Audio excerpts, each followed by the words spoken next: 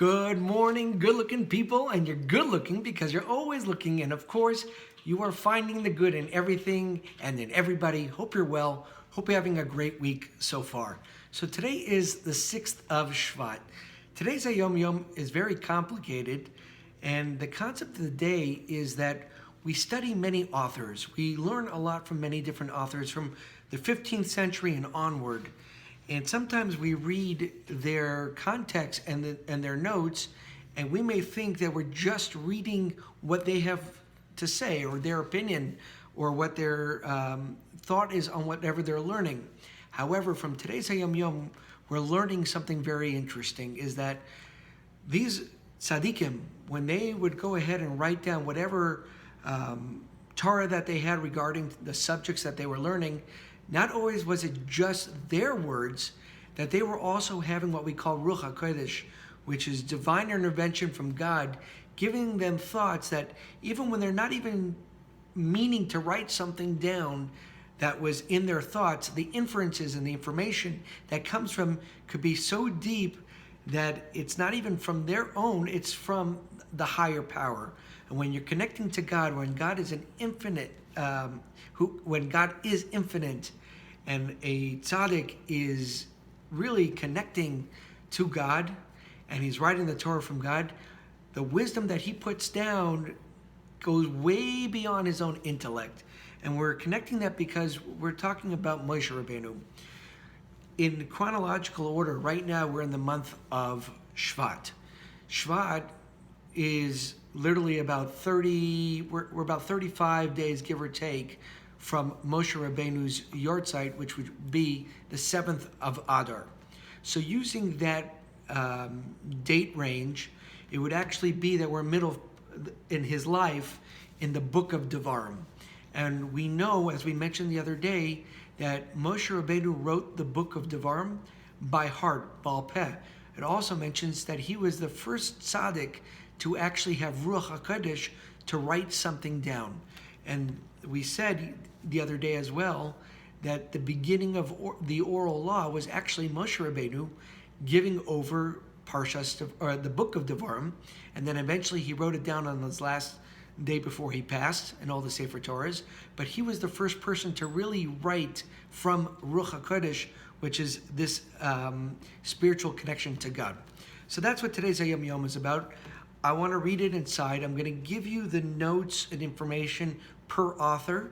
And again, the message of the day is that when you're learning and you're connecting to the author, when you read the information, not all the information from the author was just what he meant to be, but it's also from Ruach HaKodesh, which means that God, his connection to God, brought out more things than he could even have imagined when he was writing his Torah on whatever the subject he was learning. Okay, let's read for the 6th of Shevat. My revered father, the Rebbe Rashab, writes that he heard it cited in the name of the Alter Rebbe that all the Torah authors until and including the authors of the Turei Zahav, and who was the Turei Zahav? He was known as the Taz, and by the title Magen David, by Reb David ben Reb Shmuel Halevi, and he was in 1586 to 1667, and he was a classic commentary on the Shulchan Aruch of Reb Yosef Karo. So we're talking about the Turei Zahav, and also the Sifsei Kohen. Who is the Sifsei Kohen? He was also known as the Shach, Reb Shapsai ben Reb Meir HaKohen, and he was in the 16th century from 1621 to 1662, and is also a classic commentary on the Shulchan Aruch. And what the Alter Rebbe is saying about these two great tzaddikim, both the Taz and the Shach, that they composed their works by Ruach HaKodesh, which is pure divine inspiration.